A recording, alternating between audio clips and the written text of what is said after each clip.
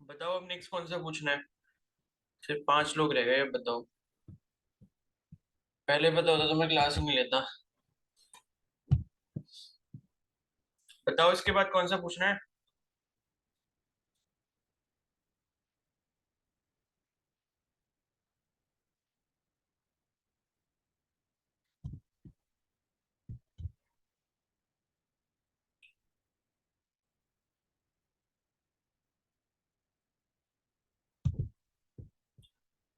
Sixty 61। अच्छा अच्छा, एक मिनट रुको, मैं वो पीडीएफ भेज दूं जब तक।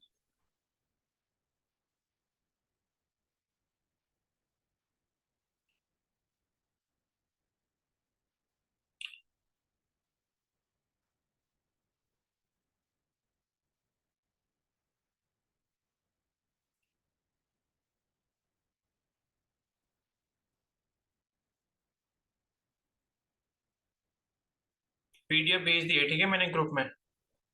तो फर्स्ट चैप्टर की है, तो जिसको उससे रिवाइज वगैरह करना हो कर लेना।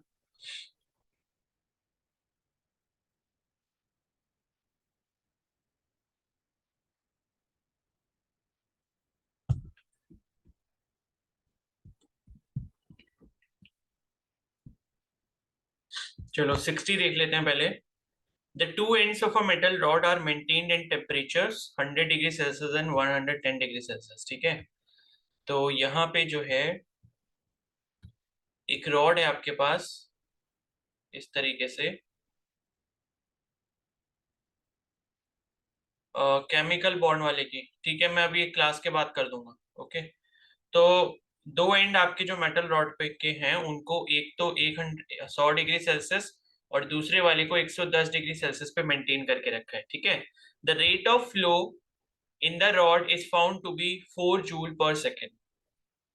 तो यहाँ पे आप मेरे को ये बताओ कि हीट जो ट्रांसफर होगी कौन से मोड से होगी, बताओ।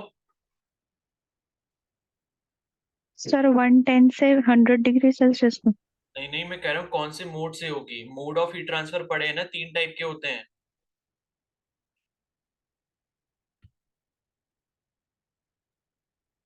बताओ। कंडक्शन।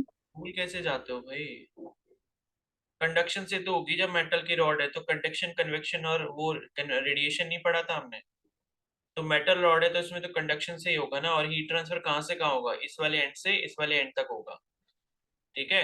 और यहाँ पे जो आपको रेट ऑफ फ्लो दिया है, यानी कि हीट करंट की मतलब वैल्यू दी है, हीट करंट की मतलब रेट ऑफ हीट फ्लो, ठीक है। और ये जो है ये आपका कितना है, 4 जूल पर सेकेंड। इसकी जगह पे आपको 4 वॉट भी दिया जा सकता है, क्योंकि जूल पर सेकेंड को ही हम वॉट भी बोलते हैं। तो ध्यान रखना, कभी क्वेश्चन में 4 वॉट आ गया तो इसका मतलब भी जूल पर सेकेंड ही होता है, ठीक है। तो if the ends are maintained at temperature 200 and 210 degree Celsius, उसके बाद रेट ऑफ हीट फ्लो कितना होगा। तो ये कह रहे हैं कि मान लो अब अगर हम दूसरा केस यहाँ पर ले लेते हैं, तो उस केस में यहाँ पे जो आपका वो होगा वो कितना होगा। तो कोई दिमाग लगा सकता है कैसे करना है, बताओ। अच्छा यही बता दो, कंडक्शन के केस में हमने जो फॉर्मूला पढ़ा था हीट करंट का वो क्या होता है।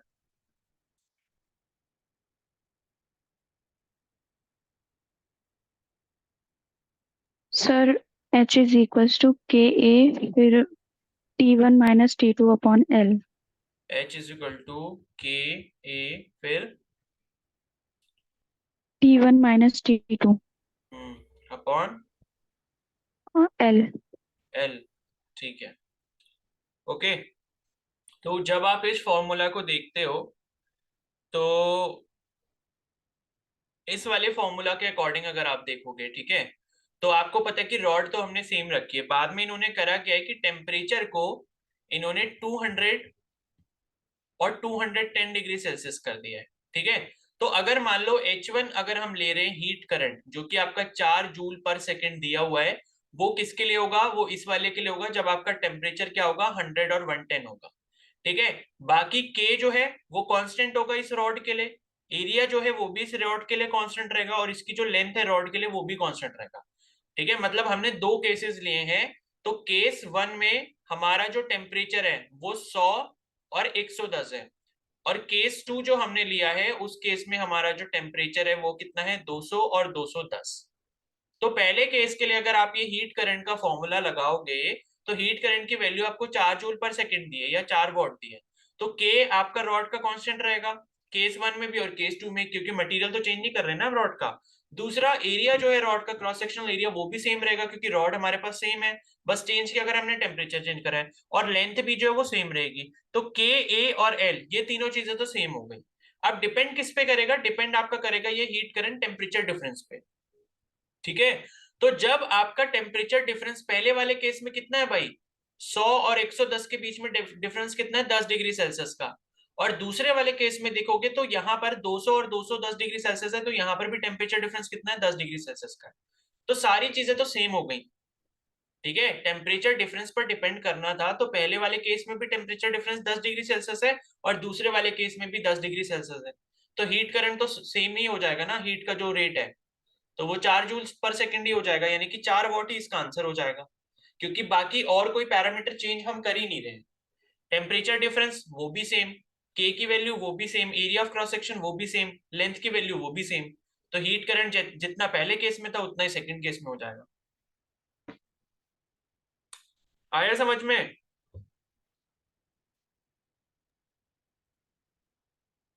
बोलो।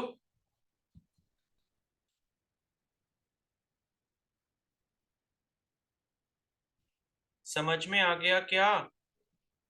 Yes sir.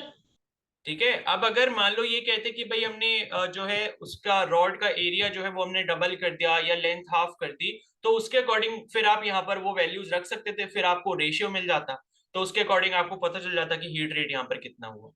ठीक है, जैसे मैं आपको यहीं पर एक क्वेश्चन दे देता हूँ, जैसे मान लो हमारे पास यही वाला सेम केस है और दूसरे केस में मैंने ये बोल दिया कि जो आपका एरिया ऑफ क्रॉस सेक्शन है ए डैश जो बोल देता हूँ सेकंड वाले केस में, वो आपका 2 टाइम्स ऑफ फर्स्ट वाले का एरिया, यानी कि फर्स्ट वाली जो रॉड थी उसके कंपैरिजन में आपका सेकंड वाले का जो एरिया वो डबल हो गया। और मैंने ये भी बोला कि जो लेंथ है एल डैश सेकंड वाले केस में वो इसकी हाफ हो गई जितनी आपकी लेंथ पहले वाले रॉड की थी। और तीसरी चीज मैंने ये बोल दी आपसे कि टेम्परेचर जो है वो आपने क्या करा है, टेम्परेचर जो दोनों एंड का है वो आपका 200 और 180 है, यानी कि नेट जो टेम्परेचर डिफरेंस हो गया वो आपका 20 डिग्री सेल्सियस हो गया। तो इस केस में हीट करंट कितना होगा, तो एच डैश की अगर हम वैल्यू निकालेंगे तो के तो कांस्टेंट ही रहेगा क्योंकि मटेरियल सेम रख दिया हमने। अब ए की जगह हम क्या रखेंगे, ए डैश रखेंगे। ठीक है, और यहाँ पर होता है डेल्टा टी और यहाँ पर क्या हो जाएगा एल डैश हो जाएगा। तो यहाँ पर के ए डैश की वैल्यू क्या है 2 टाइम्स ऑफ ए है, और डेल्टा टी की वैल्यू जो है अब यहाँ पर कितनी हो गई 20 डिग्री सेल्सियस हो गई।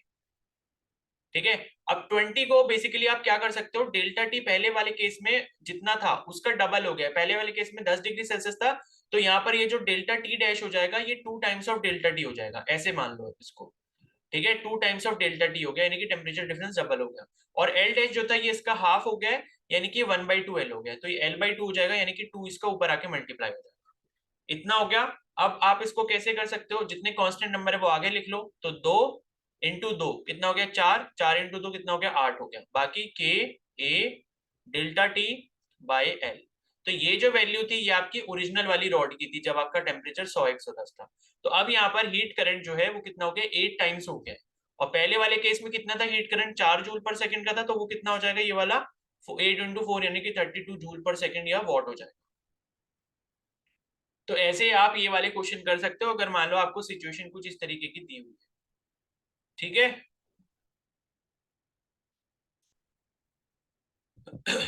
क्लियर है?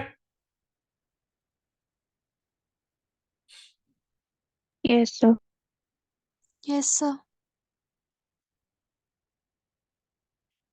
60 के बाद कौन सा पूछा था, 61?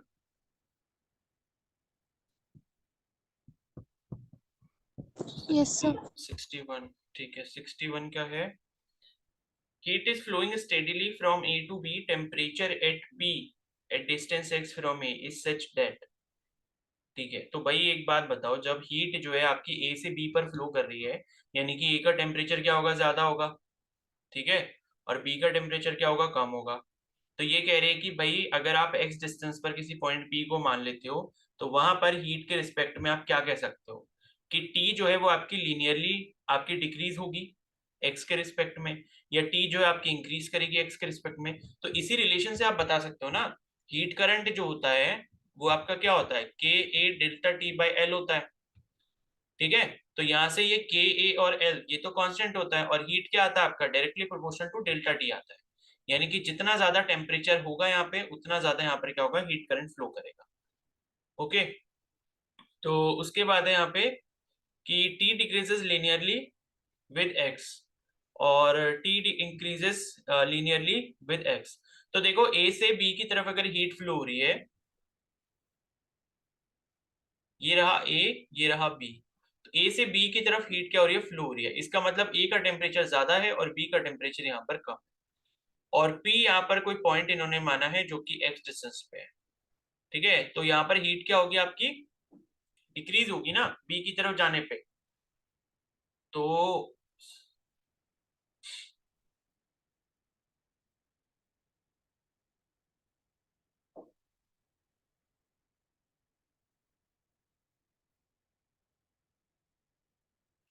ठीक है, तो क्या हो जाएगा इसका आंसर? 61 का आपका डिक्रीज करेगी हीट।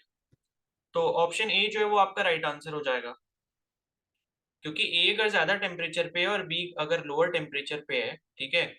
और आपको ये पता है कि भाई ये जो हीट करंट का जो रिलेशन होता है डेल्टा टी के साथ, वो आपका क्या होता है? मतलब लीनियर होता है, मतलब डायरेक्टली प्रोपोर्शनल होता है। तो एक्स डिस्टेंस जैसे जैसे बढ़ता जाएगा आगे की तरफ, वैसे वैसे हीट यहाँ पर क्या होगी? डिक्रीज होती रहेगी। यानी कि ए वाले पॉइंट पे हीट ज्यादा, फिर थोड़ा आगे और कम, फिर उससे आगे और कम, कम कम कम, ऐसे कम होती जाएगी, और बी वाले पॉइंट पर क्या होगी? सबसे कम होगी। तो ऑप्शन ए जो है वो आपका राइट आंसर हो जाएगा इसका, ठीक है। क्लियर है? Yes, sir. और बताओ।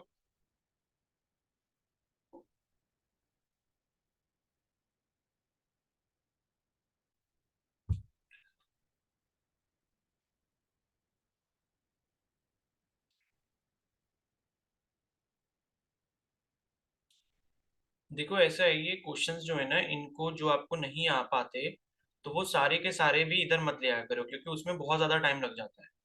एक काम ये भी करा करो कि ऐसा कोई क्वेश्चन अगर आपको लगता है कि मेरे को जो है इंटरनेट पर ढूंढने से अगर ये समझ आ जा रहा है, तो आप उसको वहीं पर समझ लो, ठीक है।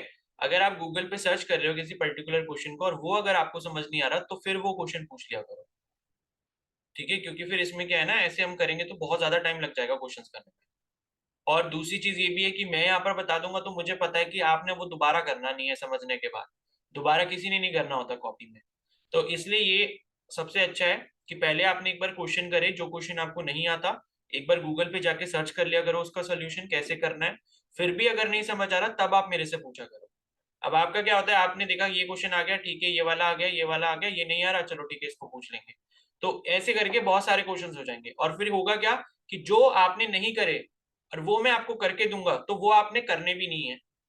इसलिए जो क्वेश्चंस नहीं आते हैं उसको पहले एक बार गूगल पे सर्च कर लिया करो, और फिर ना आए तब पूछ लिया करो, ठीक है।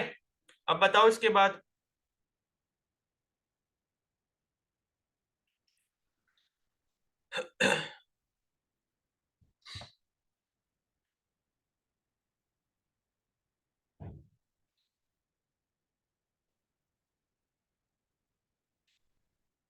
62. Water is boiled in a rectangular steel tank of thickness 2 cm by a constant temperature furnace.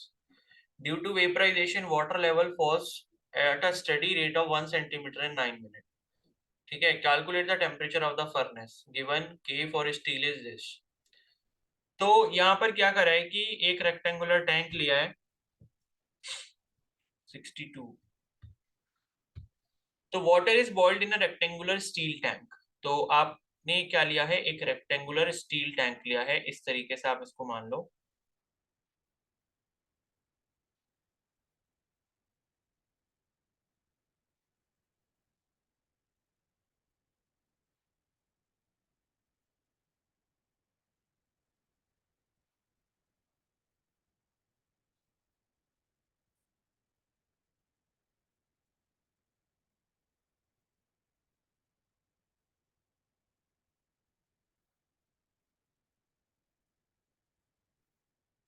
ठीक है। तो ये आपका रेक्टेंगुलर स्टील टैंक है एंड इसके अंदर हमने क्या रखा है, यहाँ पर सपोज पानी रख दिया इस तरीके से।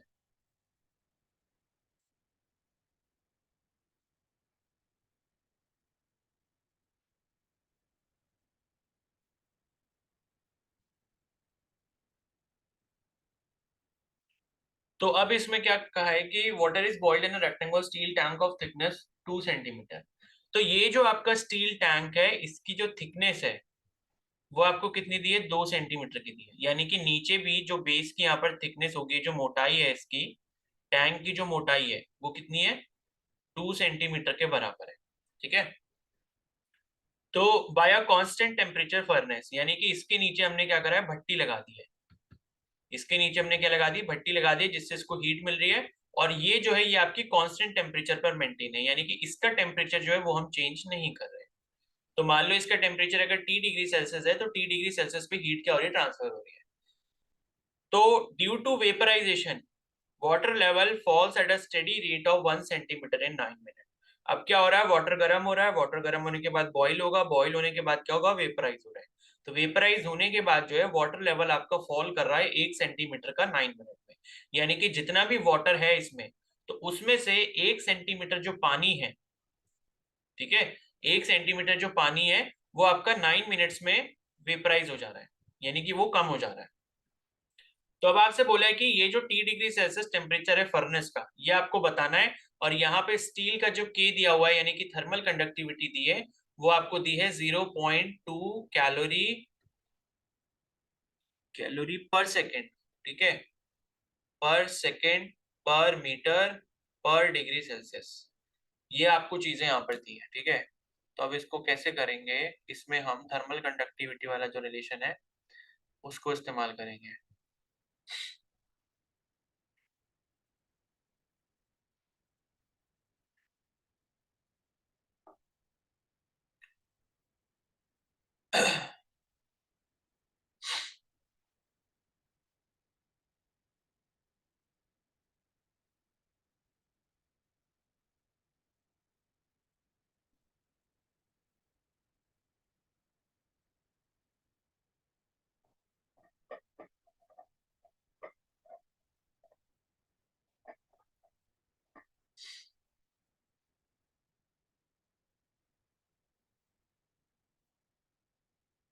चलो, तो इसको कैसे करना है हमने, तो एक तो हम ये वाले रिलेशन इस्तेमाल करेंगे जो कि आपका वही के ए डेल्टा टी और डिवाइडेड बाय एल वाला होता है। ठीक है।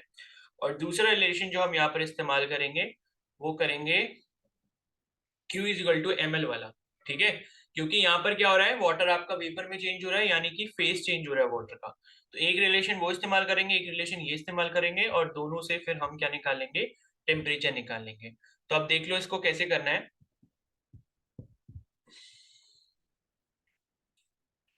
तो let capital A B area of the tank bottom, यानी कि ये जो आपके पास टैंक है, इस टैंक के नीचे का सरफेस जो है, ठीक है, नीचे का सरफेस का मतलब क्या है, ये वाला जो आपको सरफेस दिख रहा है ये, ठीक है, ये वाला जो ब्लू कलर से मैंने सरफेस ड्रॉ करा है, ये वाले सरफेस का एरिया जो आपने मान लिया, क्या मान लिया, कैपिटल ए मान लिया। ठीक है। अब कैपिटल ए अगर आपने मान लिया है इसे, तो आप जो है आपने ये देखा कि यहाँ पर ये जो आपका वाटर वेपराइज हुआ है, यानी कि वॉल्यूम ऑफ वाटर जो यहाँ पर वेपराइज होगा, पहले हमें वो कैलकुलेट करना है। तो हमने ये देखा कि पानी जो उबल रहा है, तो 9 मिनट में जो है 1 सेंटीमीटर पानी की लेंथ जो है कम हो जाती है, हाइट कम हो जाती है, यानी कि 1 सेंटीमीटर पानी गायब हो गया, स्टीम बन के गायब हो गया। तो यानी कि हम ये बोल सकते हैं कि अगर हमें वॉल्यूम ऑफ वाटर निकालना है, यहाँ पे volume of water vaporised in 9 minutes, क्योंकि 9 मिनट में क्या हो रहा है, 1 सेंटीमीटर पानी की हाइट अगर घट जा रही है, कम हो जा रही है, तो उस केस में अगर वॉल्यूम निकालना है पानी का, तो वो कितना हो जाएगा, एरिया इंटू हाइट। ये फॉर्मूला हम पढ़ चुके हैं, वॉल्यूम का फॉर्मूला क्या होता है, एरिया इंटू हाइट होता है। तो एरिया का मतलब बेस एरिया की बात कर रहे हैं, टैंक का जो बेस एरिया है उतना ही पानी गायब हुआ होगा। और इसकी हाइट अगर हम यहाँ तक 1 सेंटीमीटर ले लें, तो ये 1 सेंटीमीटर हाइट हो गई, इतनी मान लो पूरे में। ठीक है, पूरे में अगर ये 1 सेंटीमीटर हाइट यहाँ पर हो गई है, तो इतना पानी जो है आपका 9 मिनट में क्या हो गया, वेपराइज हो गया है। और इसी का हम क्या निकालना चाहते हैं, वॉल्यूम निकालना चाहते हैं। तो हम क्या करेंगे, बेस एरिया को हाइट से मल्टीप्लाई कर देंगे। तो ये बेस एरिया हो गया, और हाइट जो है इसकी कितनी है, 1 सेंटीमीटर है। तो ये वॉल्यूम जो आपका कितना हो गया, एरिया इंटू 1 सेंटीमीटर, ठीक है, इतना हो गया। और वॉल्यूम हमने कह दिया कि हमारा हो गया ए सेंटीमीटर क्यूब हो गया, क्योंकि एरिया इंटू 1 करा हमने तो एरिया ही हो जाएगा, और सेंटीमीटर में यूनिट अभी इसकी रख रहे हैं, तो ये आपका क्या होगा, सेंटीमीटर क्यूब हो गया। अब उसके बाद अगर आप यहाँ पर मास निकालना चाहते हो उस पानी का, तो मास ऑफ वाटर वेपराइज्ड इन, अब यहाँ पर देखो टाइम आपको 9 मिनट्स दिया है, तो मैं इसको सेकंड में चेंज कर लेता हूँ। तो 1 मिनट में हमारे कितने सेकंड होते हैं, 60। तो 9 मिनट में हमारे कितने सेकंड हो जाएंगे, 9 इंटू 60 यानी कि 540। तो 540 सेकंड्स में हम देख रहे हैं यहाँ पे कि पानी का जो मास है हमारा, जो वेपराइज हुआ, वो कितना हो जाएगा। तो मास जो होता है क्या होता है हमारा, वॉल्यूम इंटू डेंसिटी, ठीक है, ये फॉर्मूला पता ही है, डेंसिटी का फॉर्मूला क्या होता है, मास अपॉन वॉल्यूम। तो मास का फॉर्मूला क्या हो जाएगा, डेंसिटी इंटू वॉल्यूम, या वॉल्यूम इंटू डेंसिटी हो जाएगा। तो वॉल्यूम जो वाटर का है, जो कि 9 मिनट्स में आपका गायब हुआ है, वो आपका कितना है, ए है, ए सेंटीमीटर क्यूब है, ठीक है, ए सेंटीमीटर क्यूब। और उसके बाद डेंसिटी अगर हम बात करें, वाटर की डेंसिटी कितनी होती है, ये सेंटीमीटर वाली यूनिट में, ये होती है आपकी 1 ग्राम पर सेंटीमीटर क्यूब, ठीक है। 1 ग्राम पर सेंटीमीटर क्यूब जो है, ये आपकी डेंसिटी होती है आपकी सीजे सिस्टम में। और अगर आप बात करो ऐसा यूनिट में, तो 1000 होती है, तो ये भी आपको ध्यान रखना है। तो ये मैंने 1 ग्राम पर सेंटीमीटर क्यूब लिख लिया। उसके बाद हमें जो मास यहाँ पर मिल जाएगा, वो कितना मिल गया, ए ग्राम मिल गया, ए ग्राम आपका मास यहाँ पर हो गया, ठीक है। ये मास जो है आपका 540 सेकेंड्स यानी कि 9 मिनट्स में वेपराइज हुआ है। अब उसके बाद हम यहाँ पर क्या करेंगे, हीट कैलकुलेशन करेंगे, ठीक है। तो पहले हम फॉर्मूला लगाते हैं Q इक्वल टू ml वाला, क्योंकि फेज चेंज हो रहा है, वाटर से आपका किस में चेंज हुआ है, स्टीम में चेंज हुआ है। तो Q इक्वल टू ml जब लगाया, m हमारा मास जो है ए ग्राम है, और इसको हमने लेटेंट हीट से अगर मल्टीप्लाई करा, तो लेटेंट हीट आपको यहाँ पर जो है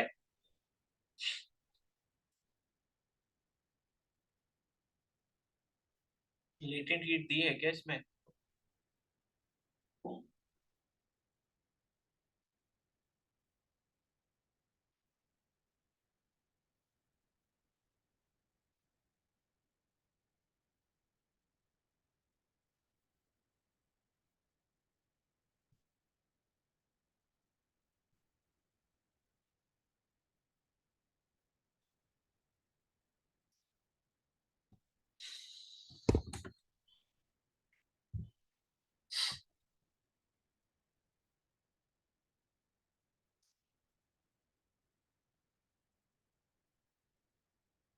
इसमें एल की वैल्यू तो लेकिन दी नहीं है शायद,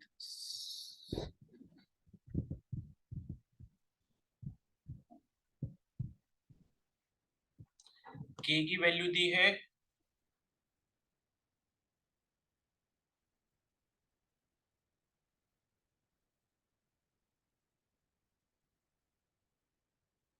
तो, या तो ऐसा हो सकता है कि ये हमें जो है क्वेश्चन में दी होगी, ठीक है, क्योंकि यहाँ पर दी नहीं है आपको अलग से, बट हमें इसकी रिक्वायरमेंट तो होगी।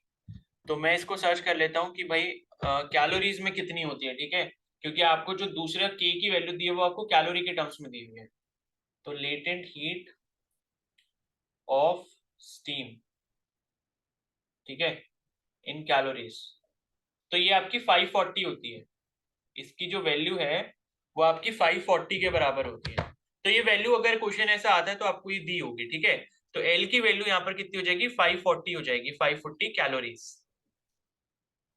ठीक है। तो क्यू की वैल्यू जो है मेरे को मिल गई ये मिल गई मेरे को, मतलब ए इंटू 540, और किस में मिली है, कैलोरीज में मिली है, ठीक है। तो ये आपकी जो वैल्यू है किसमें हो गई, कैलोरीज में हो गई, क्यू की वैल्यू। तो एक तो आपने क्यू का फॉर्मूला ये वाला इस्तेमाल करा। अब दूसरा जो फॉर्मूला आप यहाँ पर इस्तेमाल करोगे, वो आप करोगे कंडक्टिविटी वाला, ठीक है। तो कंडक्टिविटी का क्यों हम इस्तेमाल कर रहे हैं, क्योंकि ये जो आपको टैंक दिया है, ठीक है, ये जो आपको मेटल का टैंक दिया हुआ है, जिसमें आप क्या कर रहे हो, वाटर को रखकर गर्म कर रहे हो। तो क्या है कि जो इसकी थिकनेस है ना 2 सेंटीमीटर, इसी के थ्रू क्या हो रहा है, जो आपने फर्नेस नीचे लगाई है उससे हीट फ्लो होते हुए इस टैंक में जा रही है, और वही हीट किसको मिल रही है, वाटर को मिल रही है। तो वाटर को जितनी हीट मिली है उतनी ही हीट यहाँ पर क्या होगी, कंडक्शन से ट्रांसफर हुई होगी नीचे फर्नेस जो लगी है उससे, किसमें, टैंक के अंदर। ठीक है, तो नीचे से जितनी हीट टैंक में आ रही है, टैंक उतनी हीट वाटर को दे रहा है उसको स्टीम में कन्वर्ट करने के लिए। तो ये जो हीट, एक तो हीट आपकी ये वाली हो गई जो कि आपका वाटर को स्टीम में चेंज कर रही है। अब दूसरी जो हीट है वो हम निकाल रहे हैं कि जो फर्नेस आपको दे रहा है, ठीक है, फर्नेस टू टैंक। तो फर्नेस से जो टैंक में हीट जा रही है वो आपकी Q इज इक्वल टू क्या हो जाएगी, के ए T1 माइनस T2 अपॉन इसकी जो भी आपकी डिस्टेंस है, मतलब, ठीक है, L। ठीक है, ये हो गया।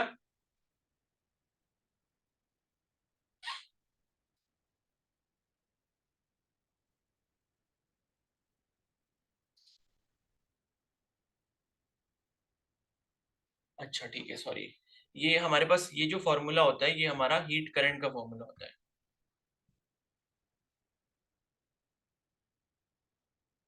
ठीक है, तो हमारे पास हीट करंट का फॉर्मूला होता है H इज इक्वल टू के ए T1 minus T2 upon L, ये फॉर्मूला होता है। तो ये होता है आपका हीट करंट। हीट करंट का बेसिकली मतलब क्या होता है, Q बाई टी, यानी कि हीट रेट, यानी कि कितनी हीट आपकी पर यूनिट टाइम में फ्लो हो रही है। तो इसको जो है मैं Q बाई टी लिख सकता हूँ। ठीक है, H को जो है Q बाई टी लिख सकता हूँ। फिर ये हो गया के ए T1 minus T2 upon L। तो अब मुझे Q की वैल्यू अगर निकालनी है तो क्या हो जाएगा, के ए T1 minus T2 upon L into small T. ये स्मॉल टी क्या आपका टाइम है, ठीक है, कि कितने टाइम में आपकी हीट फ्लो हो रही है। तो अब आप इस फॉर्मूला को इस्तेमाल जब करोगे तो यहां से हम क्या करते हैं, T1 माइनस T2 की वैल्यू निकाल लेते हैं, बिकॉज हमें वो जो T वाला टेम्परेचर था वो निकालना है फर्नेस का। तो T1 माइनस T2 को अगर मैं एक जगह पे रखता हूँ तो ये मेरा फॉर्मूला ऐसे चेंज हो जाएगा, Q इंटू एल, ये वाला L जो है वो इधर चला गया, और उसके बाद के ए और ये T, ये मेरा इधर आ जाएगा। तो ये फॉर्मूला मेरे पास आ गया T1 माइनस T2 का। अब इसमें जो है आप इसकी वैल्यू रख सकते हो। Q की वैल्यू हमने ऑलरेडी निकाल ली थी, क्योंकि ये जो ऊपर हमने Q कैलकुलेट किया था, ये जो हीट आपकी वाटर को स्टीम में चेंज कर रही है, वो इतनी हीट हमें कहां से मिली है, फर्नेस से मिली है, जो कि स्टील टैंक में आई होगी। तो हम ऐसा अभी मान रहे हैं कि कोई भी हीट लॉस यहाँ पर नहीं हुआ। तो जितनी हीट फर्नेस से स्टील टैंक को मिली या मेटल टैंक को मिली, उतनी ही मेटल टैंक ने किसको दे दी, वाटर को दे दी, उसको वाटर को स्टीम में चेंज करने के लिए। ठीक है, तो हमने जो यहाँ पर कैलकुलेट की थी वो कितनी की थी, A इंटू 540। ठीक है, A इंटू 540 कैलोरीज की थी। तो A इंटू 540 कैलोरीज, ये हो गई Q की वैल्यू। और लेंथ की वैल्यू, लेंथ कितनी है आपको पता है, टैंक की जो वो है, क्या बोलते हैं, थिकनेस। थिकनेस आपको दी थी यहाँ पर 2 सेंटीमीटर। तो नीचे की जो लेंथ हो जाएगी जिससे हीट फ्लो करके वाटर को जा रही है, वो कितनी ट्रेवल करेगी, 2 सेंटीमीटर करेगी। ठीक है, तो 2 सेंटीमीटर की लेंथ कवर करते हुए हीट जो है फर्नेस से कहाँ जा रही है, वाटर में जा रही है। तो एल की जो वैल्यू यहाँ पर कितनी हो जाएगी, 2 सेंटीमीटर हो जाएगी। तो सारी जो यूनिट्स लिया हमने, सेंटीमीटर, ग्राम, कैलोरी, इन सब में लिए है, यानी कि सीजीएस सिस्टम में लिए, तो इसको 2 ही रहने देंगे, इसको मीटर में चेंज करने की जरूरत नहीं है। उसके बाद यहाँ पर के की जो वैल्यू है, के की वैल्यू दी है ना आपको, के की वैल्यू जो है यहाँ पर दी हुई थी। ठीक है, के की जो वैल्यू है आपको इस मटेरियल के लिए 0.2 दी है। ठीक है, 0.2 कैलोरी पर सेकेंड, 0.2। तो ये हो गई आपकी 0.2 के की वैल्यू। और ए को हम एज इट इज रहने देंगे, ए तो हमारा एरिया ही है। और टी अगर हम बात करेंगे तो टी ये वाला क्या है, टाइम है। तो टाइम कितना लग रहा था इस चीज के लिए, 540 सेकेंड्स लग रहे थे। ठीक है, तो ये वाला जो 540, ये 540 से कैंसिल हो गया। ठीक है, अब ध्यान ये रखना कि ये जो 540 है ये आपका लेटेंट हीट की वैल्यू है, एल की वैल्यू, और ये जो नीचे 540 लिखा है ये टाइम की वैल्यू है। तो ये दोनों आपस में क्या हो गए, कैंसिल हो गए। ए से जो है ए ये कैंसिल हो गया, और आपके पास क्या बचा, 2/0.2 बचा। तो ये डेसिमल हटा के मैं ऊपर के लगा दूंगा, 0 लगा दूंगा। तो ये 2 से ये 2 कट गया, कितना है आपके पास, 10 आ गया। तो T1 माइनस T2 की जो वैल्यू है वो आपके पास कितनी आ गई, 10 डिग्री सेल्सियस यहाँ पर आ गई। ठीक है, और आपको ये पता है कि आपने क्या निकालना है, टेम्परेचर ऑफ द फर्नेस निकालना है। और आपको पता है कि जो हीट ऊपर जा रही है उसके बाद जो टेम्परेचर ऊपर की तरफ है वो आपका कितना है, वो आपका 100 डिग्री सेल्सियस है, क्योंकि पानी का ऊपर टेम्परेचर कितना, 100 डिग्री सेल्सियस। तो यहाँ पर ये जो है आप इसको कैसे कर लोगे, T1 minus 100 degree Celsius is equal to 10। तो T1 की जो वैल्यू हो जाएगी वो कितनी हो जाएगी, 10 प्लस 100, यानी कि 110 डिग्री सेल्सियस हो जाएगी। तो ये जो T1 की वैल्यू आई है यही हमारा क्या होगा,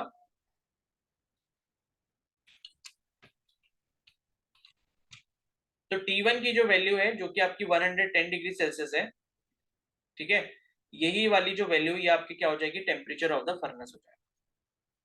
तो ऐसे करना है ये वाला क्वेश्चन,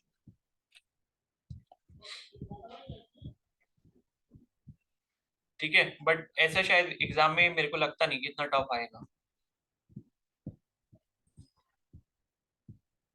ओके, तो आ गया सभी को समझ ये वाला? Yes, sir. Yes, sir.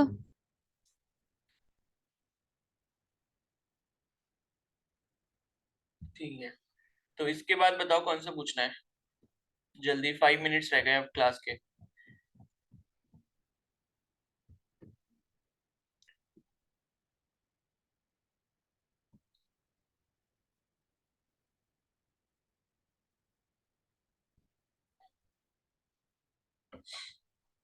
बताओ जल्दी बताओ।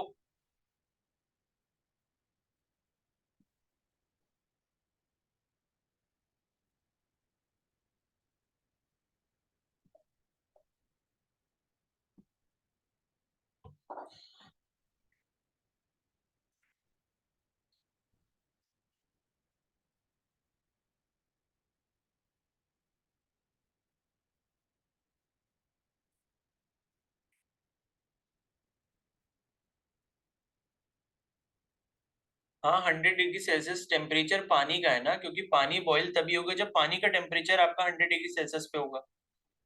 जब सारे पानी का टेम्परेचर 100 डिग्री हो जाता है तभी तो बॉईल होना स्टार्ट होता है, उसी के बाद वो स्टीम में कन्वर्ट होना स्टार्ट होगा। तो इसीलिए ऊपर का जो टेम्परेचर है वो 100 डिग्री सेल्सियस है। यानी कि अगर पानी का टेम्परेचर 100 डिग्री सेल्सियस है तो पानी के नीचे जो टैंक की लेयर है उसका टेम्परेचर कितना होगा, 100 डिग्री सेल्सियस ही है, ठीक है। और दूसरी साइड पे जो आपकी थिकनेस 2 सेंटीमीटर है उसके नीचे जो टैंक का सरफेस है उधर 110 होगा, क्योंकि फर्नेस से उधर हीट आ रही है। और इतने में क्या होगा, 110 से 100 जाने में आपका हीट रेट जो है वो धीरे धीरे कम होगा। अभी आपने देखा था कि डिस्टेंस जैसे जैसे बढ़ता है कंडक्शन के टाइम पे तो आपका जो टेम्परेचर है वो फॉल होने लगता है, ठीक है। बताओ अब, और पूछना है तो, सारे तो किए नहीं होंगे मुझे पता है। 74। A black body is at a temperature of 5760 Kelvin. The energy of radiation emitted by the body at wavelength 250 nanometer is U1. At wavelength 500 nanometer is U2 and that of 1000 nanometer is U3. And Wien's constant B की value आपको दी है, तो which of the following is correct?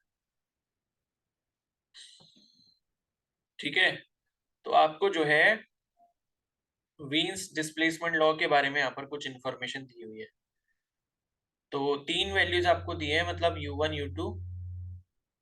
तो अब आप इसे कैसे करोगे, तो आपको टेम्परेचर यहाँ पर दिया हुआ है ना,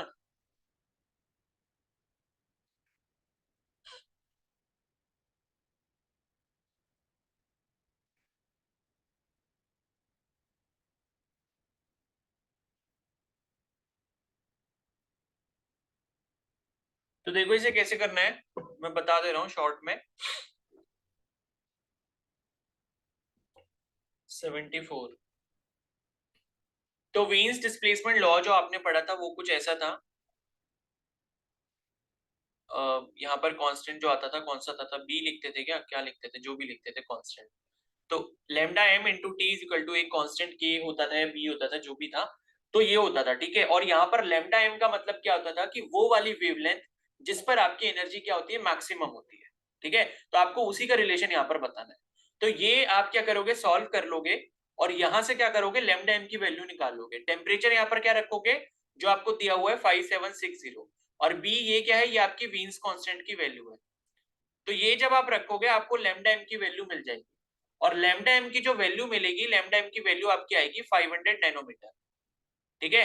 तो ये लैम्डा एम की वैल्यू आ गई।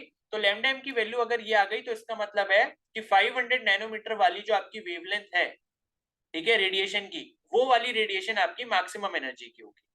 तो यहां पर आपका जो रिलेशन हो जाएगा वो आपका U2 is greater than U1 हो जाएगा, क्योंकि U2 जो है आपकी जो एनर्जी है, किसकी एनर्जी है, 500 नैनोमीटर वेवलेंथ वाली रेडिएशन की एनर्जी है, ठीक है। तो U2 is greater than U1, आपका इस तरीके से आपको रिलेशन मिल जाएगा, क्योंकि U2 जो दिया है वो आपका 500 नैनोमीटर वेवलेंथ पे दिया है कि आपकी इतनी एनर्जी है। आपको ये बताना है कि भाई एनर्जी का जो रिलेशन है वो यहाँ पर कौन सा वाला सही होगा। तो लैम्डा एम वो आपकी वेवलेंथ होती है जहां पर जिस पर्टिकुलर वेवलेंथ पे आपकी एनर्जी मैक्सिमम होती है। तो ये जब आप सॉल्व करोगे लैम्डा एम की वैल्यू 500 नैनोमीटर मिलेगी और 500 नैनोमीटर पे आपको दी है एनर्जी U2, तो U2 की एनर्जी सबसे ज्यादा होगी। तो U2 की एनर्जी सबसे ज्यादा आपको कौन से वाले केस में दिख रही है? ये आपको सी वाले केस में दिख रही है ना, U2 is greater than U1, तो वो आपका आंसर हो जाएगा। समझ आ गया?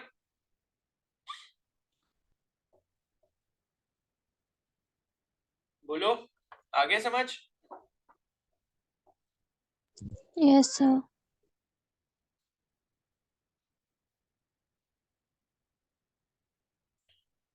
$63 क्या है? A deep rectangular pond of surface area A containing water is located in a region where the outside air temperature is steady at -26 degrees Celsius. ठीक है? The thickness of the frozen ice layer in this pond at a certain instant x is x. Taking the thermal conductivity of ice as K and its specific latent heat of fusion as L, the rate of increase of the thickness of ice layer at this instant should be given by. ठीक है? तो ये आप एक बार देख लेना खुद से, ठीक है। ये करना ऊपर वाले जैसे, ये जैसे मैंने आपको ऊपर वाला भी बताया था, जो ये टैंक वाला केस था ना, कुछ कुछ ऐसा ही है ये वाला भी, जिसमें आपको पॉन्ड दिया हुआ है, तालाब दिया है जिसमें, और उसका सरफेस एरिया वगैरह दिया है, टेम्परेचर आपको एक जगह का दिया हुआ है बाहर की एयर का। मतलब इन्होंने क्या करा है, नीचे जो अभी यहाँ पर फर्नेस लगी थी इस वाले क्वेश्चन में, उसकी जगह पे इन्होंने कह दिया नहीं सॉरी, ऊपर जो है सरफेस के ऊपर जो एयर है उसका टेम्परेचर -26 दिया है, ठीक है। और थिकनेस जो है फ्रोजन आइस की इस पॉन्ड में वो आपकी x तक है, और K और L जो है वो आपको यहाँ पर कंडक्टिविटी और लेटेंट हीट दी हुई है। तो आपसे जो है rate of increase of thickness of ice layer पूछ रहा है, ठीक है। तो at this instant would be given by, तो चलो इसको बाद में देख लेंगे अब, क्योंकि अभी ये थोड़ा सा लंबा हो जाएगा एंड टाइम हो गया अभी, ठीक है। तो इसको या तो कल देख लेंगे, और बाकी जो भी क्वेश्चन हो या तो एक काम करना, ग्रुप में भेज देना जो क्वेश्चन ना समझ आए, तो वो क्वेश्चन हम खाली कल डिस्कस कर लेंगे। कल मैं पूछूंगा नहीं कि कौन सा किसका क्वेश्चन है, जो भी आपका डाउट हो ग्रुप में भेज देना मेरे को, ठीक है। और बाकी जितने क्वेश्चन रह गए हैं वो सॉल्व कर लेना 96 तक। और शाम को शायद क्लास नहीं रखेंगे फिर, क्योंकि जब इतने ही लोग आ रहे हैं, आज सब छुट्टी मना रहे हैं, तो फिर क्यों रखनी क्लास फालतू में, ठीक है। तो टेस्ट तो आपका हो गई, एंड मे भी शायद क्लास नहीं होगी, होगी तो मैं इन्फॉर्म कर दूंगा। बाकी क्वेश्चन जरूर कर लेना, ये वाले भी और केमिस्ट्री वाले भी।